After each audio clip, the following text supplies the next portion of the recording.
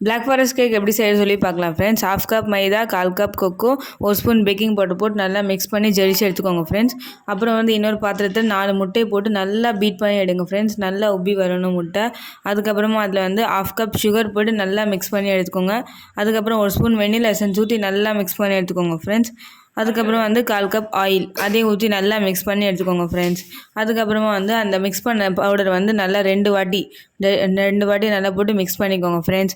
அதுக்கு மிக்ஸ் பண்ணதுக்கப்புறமா 1/4 கப் பால் ஊற்றி நல்லா மிக்ஸ் பண்ணிக்கோங்க ஃப்ரெண்ட்ஸ். அந்த மவுலில் பட்டர் இல்லைன்னா ஆயில் போட்டு நல்லா தேய்ச்சிட்டு ஒரு பேப்பர் போட்டு அதுக்கப்புறம் அதை மவுலில் ஊற்றிட்டு ஒரு 30 மினிட்ஸ் வேக வச்சு எடுத்துக்கோங்க ஃப்ரெண்ட்ஸ். அதுக்கப்புறம் 1/2 கப் விப்பிங் க்ரீம் ஒரு பாத்திரத்தில் போட்டு அந்த பாத்திரமும் அந்த பீட்டும் நல்லா சில்லுன்னு இருக்கணும் ஃப்ரெண்ட்ஸ்.